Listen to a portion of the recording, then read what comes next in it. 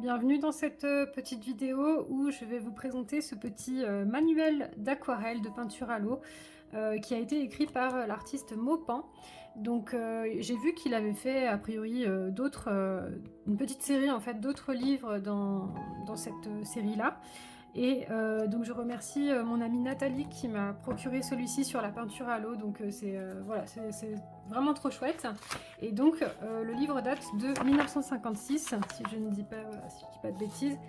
1956 et je me suis dit que ça serait intéressant, voire rigolo, de lire en fait avec vous ce petit ouvrage. J'aimerais bien soit faire une vidéo par chapitre ou par grand paragraphe selon combien de temps ça dure, plutôt qu'une grosse vidéo un petit peu moins digeste sur l'ensemble du livre.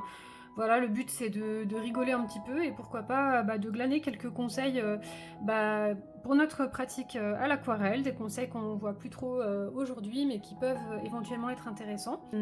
Donc il est vraiment prévu sous forme de conseils à Françoise, donc je ne sais pas qui est Françoise. Si vous connaissez cette série de vieux livres et si vous connaissez l'artiste aussi Maupan, n'hésitez pas à partager des petites choses en commentaire parce que j'ai fait quelques recherches mais j'ai rien trouvé de très probant. Après j'ai pas eu le temps d'approfondir trop, donc voilà, n'hésitez pas si vous connaissez. Là du coup je vous montre l'introduction donc à ma chère Françoise, donc la personne à qui le peintre donne ses conseils. Et ce qui m'a beaucoup fait rigoler, c'est le premier paragraphe. Maintenant que tu peux faire une pochade rapide et juste, tu peux aborder avec chance de succès la peinture à l'eau. Beaucoup plus difficile que la peinture à l'huile, contrairement à la chanson. Et je suis assez d'accord, l'aquarelle c'est pas aussi facile qu'on le pense. Souvent on a en tête la peinture à l'eau pour les enfants et donc quelque chose de relativement accessible. Alors oui, c'est un médium qui est accessible et qui est facilement... voilà, on se met rapidement en place par rapport à la peinture à l'huile. Quelque part, on peut sortir du coup nos couleurs, nos pinceaux, et c'est ce qui fait que c'est cette peinture-là qu'on a beaucoup utilisée d'ailleurs en plein air. Tu vas avoir à lutter contre le temps et la matière. Voilà, si vous pratiquez l'aquarelle, cette phrase doit beaucoup vous faire rire. Je trouve c'est un peu dommage qu'il utilise le terme lutter parce que ça implique un peu un combat, quelque chose de pas très positif. Mais il y a du vrai quand même dans ce qu'il dit. Voilà, la température, le papier, l'eau, la couleur sont des facteurs très importants du résultat final qui obligent à un métier sûr et même à de la virtuosité. Bon, là je trouve qu'il va peut-être un peu loin, encore que oui, la virtuosité au sens d'être à la fois dans l'anticipation pour pas se faire prendre par le temps, justement l'anticipation des mélanges, des couleurs, des textures et également savoir réagir un petit peu avec ce qui se passe sur le papier qui peut parfois être un petit peu imprévisible. Alors après, donc la peinture oui, est beaucoup plus fragile, ça c'est vrai. Ensuite là, donc il va juste détailler en fait les différentes techniques aquarelle, enfin les différents types de peinture à l'eau qui existent. Donc là j'aime bien qu'il précise que l'aquarelle c'est un médium qui va être transparent. Et donc c'est le blanc du papier qui va servir en fait à éclairer.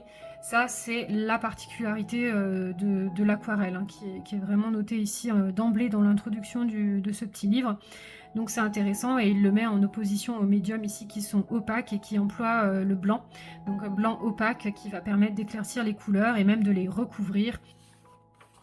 Et donc voilà, j'avais un petit peu survolé le premier chapitre qui est consacré au matériel. Donc là, autour de moi, j'ai mon matériel un petit peu habituel à l'aquarelle. Et pour animer un petit peu la vidéo, je pensais lire un peu les conseils qui sont écrits ici et les comparer avec le matériel que moi j'utilise. Et comme ça, vous pourrez aussi faire la même chose avec votre matériel à vous pour voir un petit peu les différences avec ce qui est préconisé dans le livre et les différences éventuellement avec moi aussi. Donc on va commencer du coup la lecture. Alors déjà, je trouve que l'entrée en matière, justement, elle est assez drôle. La lutte contre la matière étant plus difficile que dans la peinture à l'huile, cette matière doit être aussi parfaite que possible et la perfection des couleurs et du matériel est l'élément le plus important de réussite et de conservation après le talent. Alors non, le talent, je suis pas trop d'accord de parler de talent, ou alors il faut se mettre d'accord sur une définition du talent. Souvent on se dit, voilà, le talent c'est quelque chose un petit peu inné, un petit peu, voilà, soit on l'a pas. Or, pour moi, le talent, voilà, ça n'existe pas, en fait. On peut avoir peut-être des prédispositions, mais le talent, ça illustre surtout, le fait qu'une personne va être, suffisamment passionnée par ce qu'elle fait, par son médium, pour, travailler énormément, apprendre énormément, sans que ce soit, trop douloureux pour elle et que ses résultats, du coup, soient, tout de suite très visibles, en fait, hein. Voilà, le talent, avant tout, c'est du travail, hein, et c'est pareil pour les musiciens, ça va être pareil pour des danseurs, ça va être pareil pour tout ce qui est artistique en fin de compte, hein. Donc voilà, déjà, la première entrée en matière, je trouve que elle est un petit peu, elle est un petit peu rude, hein, franchement, ça donne pas très envie de se mettre à l'aquarelle, hein. Voilà, lutte contre la matière, je sais pas ce que vous en pensez. Alors oui, l'aquarelle est un médium un petit peu imprévisible et parfois capricieux, mais je pense que c'est le cas de beaucoup de médiums, même si en effet l'aquarelle a quand même un don pour nous surprendre. Mais c'est aussi ce qui fait sa magie et je pense qu'il faut voir aussi le côté positif de cette matière-là, justement. Donc voilà, ce premier paragraphe, il est plutôt rigolo, on va dire.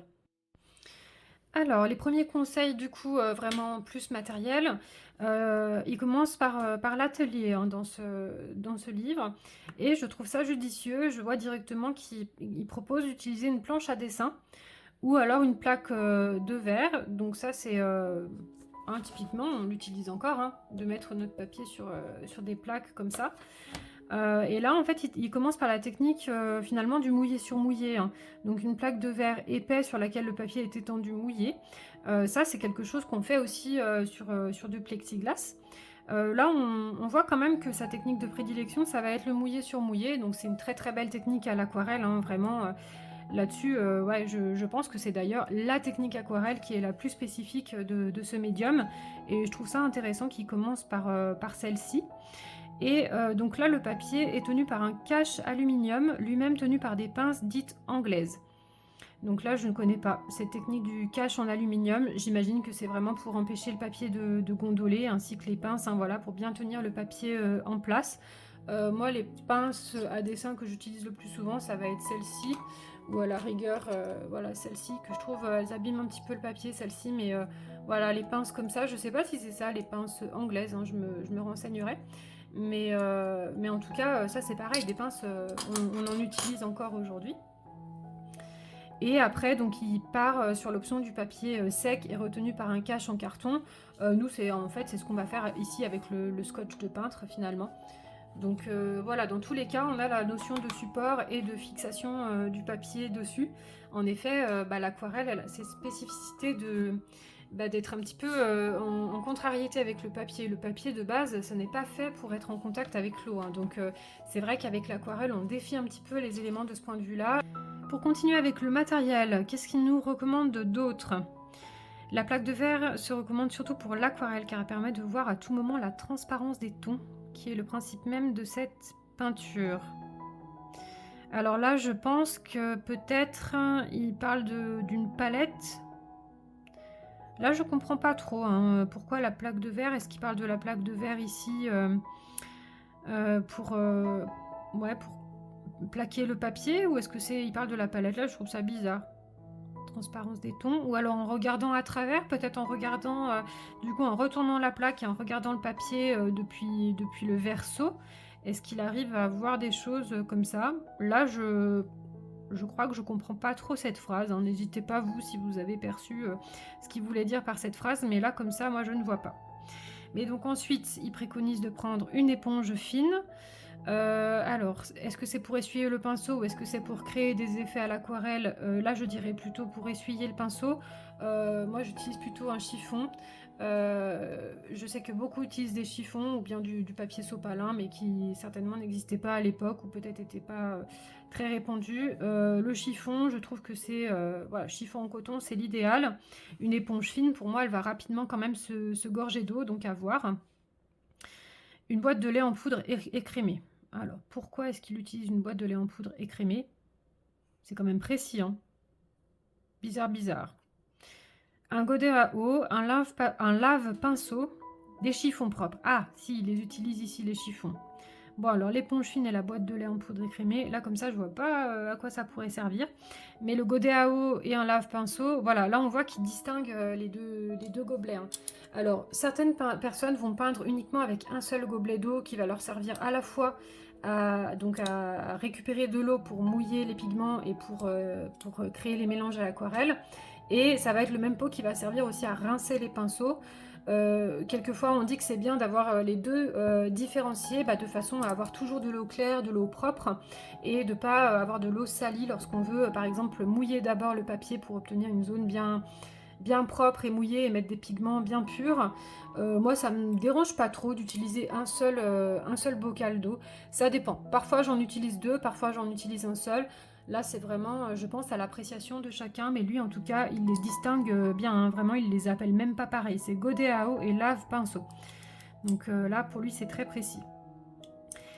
Et en plus des pinceaux qui seront attribués au matériel de campagne, une ou deux queues de morue. Qu'est-ce que c'est que ça, des queues de morue à poils très fins pour les grands lavis. Ah, est-ce que ce serait pas, nous, ce qu'on appelle les pinceaux à lavis? Est-ce que ce serait pas ça du coup? Alors là, celui-ci n'est pas très gros, mais il en existe vraiment des gros pinceaux. J'imagine que voilà, les aquarellistes un petit peu à l'ancienne peut-être travaillaient beaucoup sur du grand format. Et c'est ce qui explique du coup voilà, les grands lavis. Mais alors que de morue, ça c'est drôle comme, comme appellation, hein. Après une courte recherche, il se trouve qu'une queue de morue, c'est ça. C'est ce que nous, on appelle le spalter. Alors, il en existe des bien plus larges que ça. Moi, j'en ai pas, mais ça, il est déjà suffisant pour moi. Mais il y en a des vraiment qui font plusieurs, qui font au moins 10-12 cm de large. Et c'est ça que lui appelle une queue de morue. Et apparemment, ça s'appelle d'ailleurs encore comme ça chez certains fabricants, quoi. Un bon grattoir, du buvard blanc, une règle en caoutchouc simplement coupée dans une plaque de caoutchouc pour chaussures. Alors typiquement, ils n'avaient pas accès aux mêmes matériaux que nous, hein. Plaque de caoutchouc pour chaussures, ouais, je sais pas si nous on peut s'en procurer facilement aujourd'hui, hein. À l'époque, j'imagine qu'il y avait les cordonniers de proximité qui peut-être pouvaient fournir ce type de matériel, mais là, nous, je vois pas trop comment on pourrait se procurer ça. Et d'ailleurs, je vois même pas vraiment à quoi ça peut servir. Un bon grattoir. Un grattoir. Alors, est-ce que c'est pour, vous savez, pour tailler les crayons de couleur, pour vraiment faire les crayons de couleur, les graphites, pour faire une pointe bien fine, éventuellement un grattoir, ou alors est-ce que c'est pour la technique que nous on fait des fois de gratter l'aquarelle sur le papier? Ça, je ne sais pas.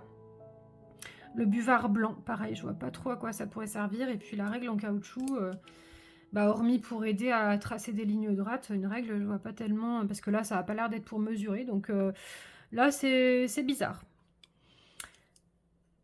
Et enfin, un récipient, meuble ou coffre, mettant la réserve de couleurs à l'abri de la chaleur pour les empêcher de se dessécher. Alors oui, du coup, là, je pense qu'il veut dire par là que les tubes de couleurs, il faut vraiment éviter de les mettre au soleil et à la lumière pour préserver leurs propriétés. Avec les godets d'aquarelle comme ça, je dirais peut-être que pour nous, c'est moins grave. Mais j'ai l'impression que peut-être lui, il utilisait surtout des tubes, hein. On va voir ce qu'il dit, ce qu'il en parle un peu plus loin. Mais voilà, les godets comme ça, chaleur, humidité, oui, un petit peu. Alors oui, des fois, ça peut un petit peu se craqueler, mais généralement, ça n'altère pas tellement les propriétés des pigments. Mais peut-être qu'il veut parler des tubes pour éviter que la peinture ne sèche à l'intérieur.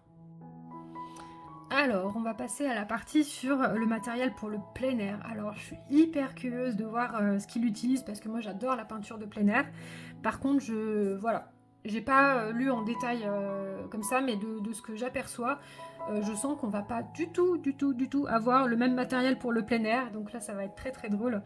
Donc lui, il utilisait une planche à dessin en contreplaqué ayant une face en aluminium, d'une épaisseur de 4 à 5 mm, mesurant 28 par 38 fort. Je ne sais pas si c'est des centimètres, en tout cas ça a l'air d'être une unité de mesure, peut-être spécifique, oui, je sais pas. Soit le quart du format Jésus du papier. Oui, donc format Jésus c'est 56 par 76 cm. Donc en effet, oui, ça correspond un petit peu plus petit que du A4. Donc je m'attendais à ce qu'il utilise du papier, enfin un format un petit peu plus grand que ça. Le A4 en extérieur c'est gérable. Qui est plus avantageux que le format raisin. Oui, donc après, à l'aquarelle, je sais pas si d'ailleurs du papier, oui, ça doit exister, mais c'est pas très répandu le format raisin pour les grandes feuilles aquarelles. Nous, ce qu'on connaît surtout, ça va être le format Jésus, hein. Ce sont les grandes feuilles qu'on peut trouver assez facilement, surtout les magasins, genre des Beaux-Arts, Aquarelles et Pinceaux et compagnie. On trouve ce format-là Jésus. Du côté bois, on fixe solidement un écrou au pas de vis du congrès d'appareil photographique au milieu de la planche. Ok, je pense que là, tout simplement, il explique comment se fabriquer un chevalet d'extérieur. J'ai déjà vu des personnes qui en fabriquent encore de nos jours, hein, de ce type de chevalet d'extérieur. Alors ça, moi, j'utilise pas du tout. Moi, le plein air, c'est vraiment minimal. Et je vais opter pour des carnets, hein. Là, ceux-là sont très petits, hein. On est sur un format portrait, un format passeport. Oui, et en format portrait du coup. Mais le plus grand que j'utilise en plein air, souvent, c'est le format A5. Et donc là, j'en ai un juste ici que je peux vous montrer rapidement. Hop, il faut que je dézoome. Le format A5, donc c'est voilà, c'est pas très grand du tout. Et pour le plein air, je trouve que c'est très bien. Pour moi, c'est l'idée du carnet de voyage.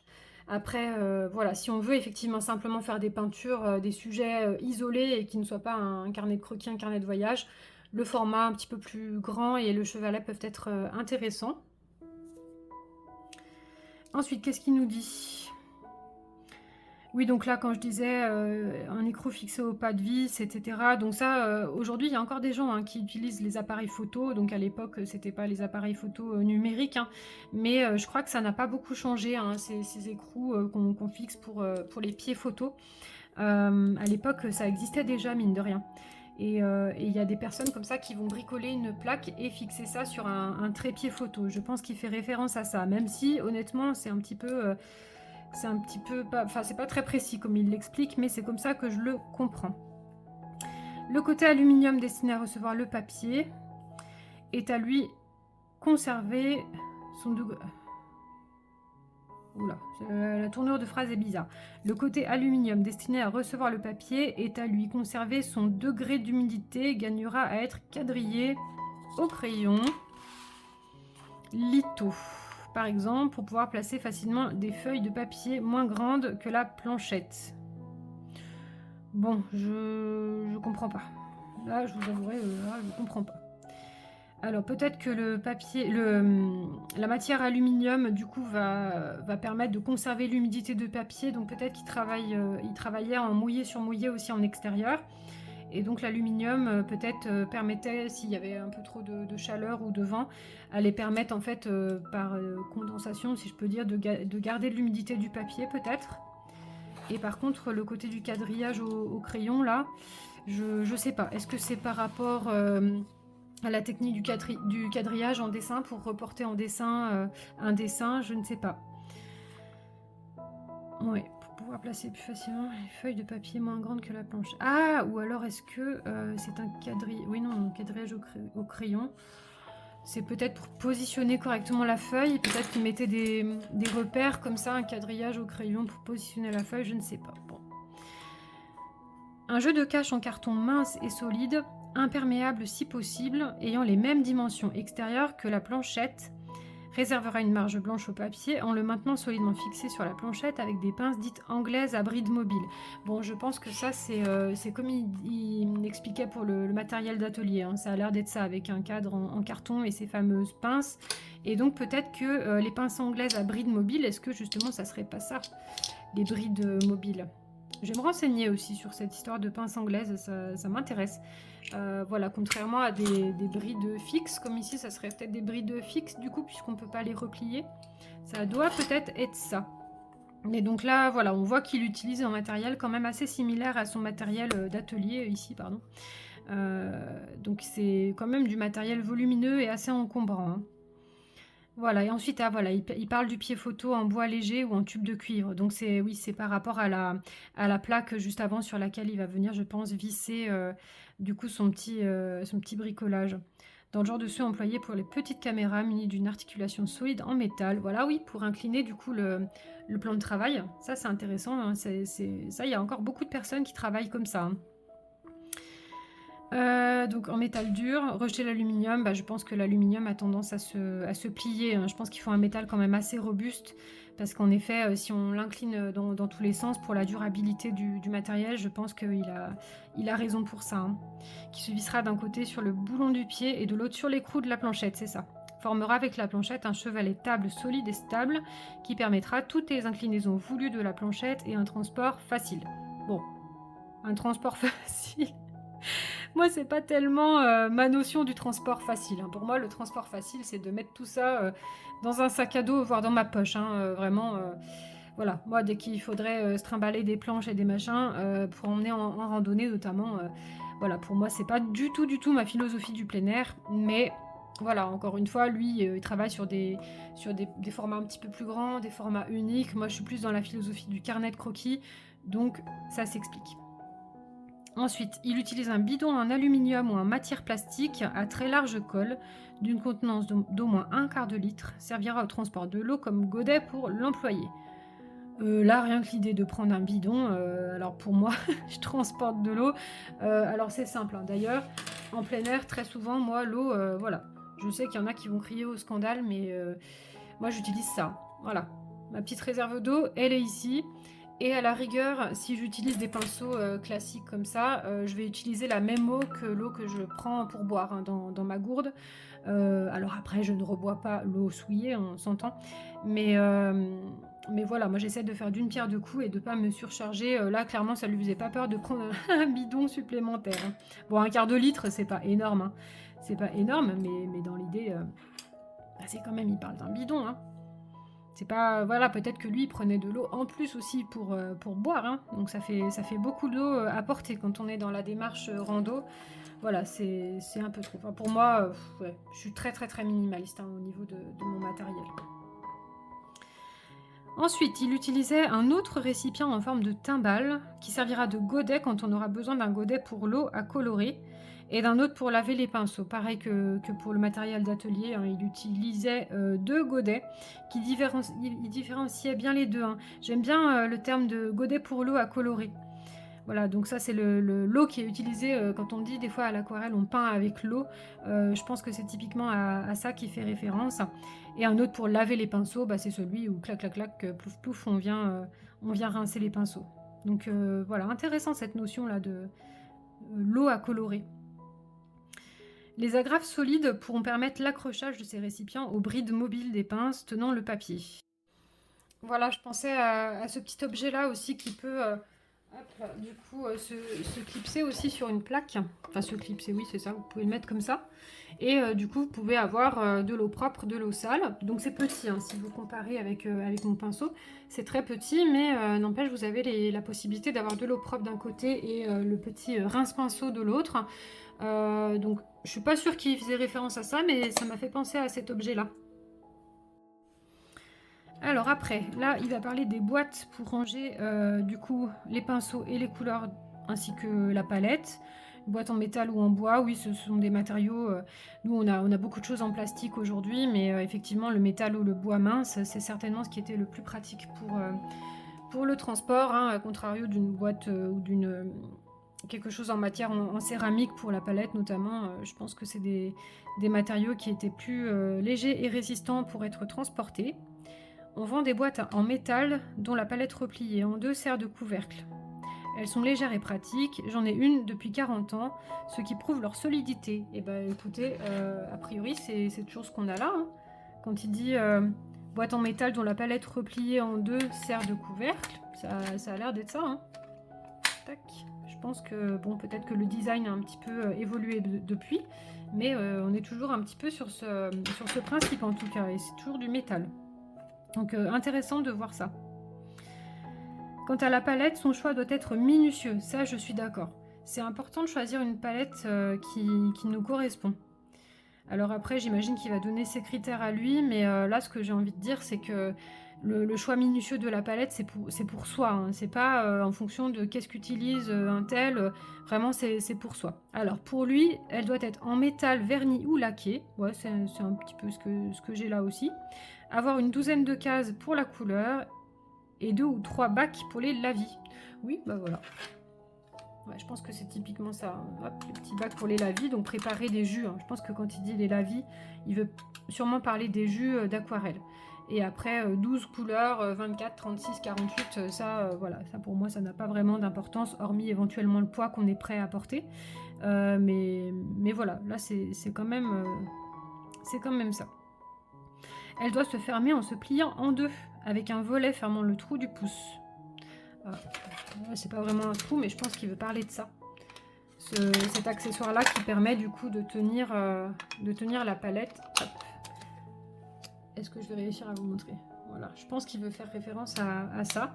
Donc là, par contre, lui, il parle d'un trou. Donc, nous, c'est un anneau. Enfin, là, sur la palette que je montre, c'est un anneau. Mais en effet, il y a des exemples où c'est un trou. Et donc, là, voilà, il dit que c'est important de pouvoir refermer ce trou, a priori. Elles sont généralement en fer blanc, émaillé à la peinture blanche à l'intérieur et noir à l'extérieur. Bah, exactement comme... voilà. Voilà. Noir et blanc. Elles durent autant qu'on ne les a pas laissées tomber par terre. Car dès que l'émail a sauté sous le choc, le fer blanc rouille. Oui, c'est toujours le cas. Hein. L'émail s'écarte et on arrive vite à avoir un outil noirâtre, sale et désagréable. Alors après, moi, ça me dérange pas du tout. Enfin, j'ai une autre palette, bon, elle va être trop compliquée à sortir, mais elle est toute rouillée. Et honnêtement, ça me dérange pas le moins du monde. Alors peut-être que du coup, quand ça rouillait à l'époque, c'était dans d'autres proportions que quand ça rouille nous aujourd'hui. Mais voilà, peut-être qu'il avait un petit côté puriste et que c'était... Voilà, si c'est sale et désagréable, ça va pas. Mais on fabrique aussi des palettes pliantes en cuivre émaillées, plus solidement, qui résistent aux chocs et aux chutes. Et ne s'écaillent pas. Ah voilà, bah ça, peut-être que ça explique qu'il y a peut-être une question de qualité de métal. Elles sont plus chères, mais comme elles durent beaucoup plus longtemps, leur prix est vite compensé. Oui, bah ça, voilà, c'est toujours le cas. Hein. Quand on choisit du matériel de qualité, très souvent, on s'en remercie sur le long terme. Quant aux multiples boîtes palettes contenant des godets en métal ou en faïence, avec couleur sèche ou moite, elles ont trop d'inconvénients pour être adoptées. Ah! Donc du coup, qu'est-ce qu'il voulait dire quoi? Parce que alors moi j'avais compris que c'était des palettes comme ça. Donc peut-être qu'il faisait plutôt référence aux palettes comme ça, mais il y en a certaines où on peut ranger des tubes. C'est peut-être plutôt à ça qu'il faisait référence. Ah, alors lui, il est contre les godets. Ça confirme ce que je pensais. C'est un puriste. C'est un puriste, il n'aime pas les godets. Alors qu'est-ce qu'il dit? Trop d'inconvénients pour être adopté. Leur prix, cependant, les fait employer par les peintres qui ne font que du commercial. Oh, dis donc. Leurs godets de couleur moite sont bons, mais il est difficile de les garder propres et à l'abri de la dessiccation. Oui, ouais, c'est ce que je vous disais tout à l'heure. Hein, quand ça s'écaille comme ça, lui, a priori, ça lui plaît pas. Mais c'est pas très gentil, quand même, de dire que c'est pour les peintres qui font du commercial, là. Hein, quand même. Alors après, il a raison dans le sens où, bah, voilà, c'est facilement... les couleurs sont facilement contaminées. Bah là, voilà, vous voyez, j'ai même des poils dedans. Alors surtout quand on va en extérieur, c'est clair que les palettes, elles deviennent vite un petit peu crasse-pouille comme ça. Mais sincèrement, ça ne gêne jamais la couleur. En tout cas, moi, pour ma pratique à moi, c'est jamais quelque chose qui m'a gêné. Mais il a un petit côté puriste, on dirait. Voilà, et pour la palette de plein air, donc moi je vous montre un petit peu, là, je pense que lui, ça le ferait bondir de sa chaise, hein. Mais voilà, moi en extérieur j'utilise ça, donc ça me fait pas peur que ce soit sale. Là dans les godets j'ai même mélangé, partout j'ai mis au minimum 2 couleurs. Là il y a 2 bleus, là vous avez 3 marrons différents, là il y a 2 verts, là il y a 2 verts. Donc voilà, moi c'est ça hein, le plein air. Hein. Donc, et on s'en sort, enfin je crois. Voilà, à la rigueur j'ai aussi cette petite palette là pour des couleurs complémentaires, voilà, juste pour les utiliser très ponctuellement parce qu'ici j'ai pas de couleurs très vives, hein. Par exemple si je veux faire des fleurs avec cette palette là j'ai pas grand chose, elle me sert surtout pour les paysages, les animaux, les plantes, comment dire, les végétaux uniquement verts, mais si j'ai besoin de plus de couleurs, je les ai ici. Et donc voilà, on est minimal, et puis on est sur les fameux godets pour les peintres commerciaux, voilà. Voilà, on a compris, hein. On a compris, Maupan, ce que tu penses de nous. C'est pas très gentil. En tout cas, ensuite, il dit un carton à dessin un peu plus grand que la planchette pour recevoir le papier, le buvard, les caches et même les œuvres récentes. Oui, donc une pochette, hein, basiquement. Hop là, un carton à dessin, c'est ça, hein, c'est une grande pochette qui est quand même assez robuste, et en effet dedans on peut tout ranger. Il a raison de préciser que ce soit suffisamment grand, parce que vu que voilà, si on veut pas que ça abîme, et vu qu'il y a cet élastique qui se referme. Ah, peut-être qu'à l'époque c'était un ruban d'ailleurs. Il y en a encore hein, des cartons à dessin avec des rubans, mais oui, si ça dépasse, bah, c'est moins bien protégé, et puis c'est moins pratique à refermer également. Et enfin, un sac solide et autant que possible imperméable, disposé pour recevoir la planchette. Le carton est dans les poches spéciales, la boîte, la palette, les récipients à eau et la boîte de crayons permettra de transporter ce matériel dans les meilleures conditions. Le pied pourra y avoir sa place et même un pliant si on aime travailler assis. Oui, voilà, lui il préconise un très grand sac hein, avec tout dedans. Donc bah, c'est intéressant hein, quand même, il y a une recherche quand même de simplicité et de facilité à transporter le matériel, mais encore une fois c'est dans l'idée où on sort exprès pour peindre, hein. C'est pas bon je pars en rando et j'amène avec moi mon matériel, hein. C'est vraiment, voilà, lui il prévoit sa sortie, il y a quand même pas mal de préparation, on n'est pas sur quelque chose de très très spontané quand même. Mais la démarche est intéressante, bah écoutez on va faire après, à la suite on fera les pinceaux. Mais ça sera sûrement pour une prochaine vidéo, parce que je vois que c'est déjà assez long hein, pour vous. Donc bah, pour la prochaine vidéo, écoutez, on fera le paragraphe sur les pinceaux. Je cache, comme ça vous ne pouvez pas anticiper. Voilà du coup pour cette première vidéo sur la série consacrée à ce petit manuel de 1956. Moi ça m'a beaucoup amusé, mais dites-moi si c'est votre cas aussi, si je continue la suite ou pas. Je précise bien sûr que voilà, dans mon point de vue, il n'y a aucune critique de sa manière de faire, d'autant qu'il y a beaucoup de personnes qui continuent de pratiquer le plein air de sa manière à lui. Il y a des choses d'ailleurs que j'utilise aussi, par exemple quand il parle d'un pliant qui prend un pliant, il parle d'un petit siège pliant, hein, ça j'en prends aussi quelques fois. Mais tout ça je vous le détaillerai, j'ai prévu de vous faire une vidéo sur mon matériel aussi de plein air. Et donc comme ça, bah voilà, ça sera l'occasion de détailler un petit peu plus tout ce que j'utilise. Mais c'était déjà chouette là de parler matériel comme ça, donc j'espère que ça vous aura intéressé. Et à très bientôt pour la suite si ça vous plaît. Bon, j'ai oublié de le dire, mais si ça vous a plu, bah, n'oubliez pas de mettre un petit pouce j'aime, et puis peut-être à vous abonner si vous voulez pas louper les prochaines vidéos. Je les mettrai dans une playlist, comme ça sera plus simple de vous y retrouver. Voilà, cette fois je vous dis au revoir pour de bon. Bisous bisous.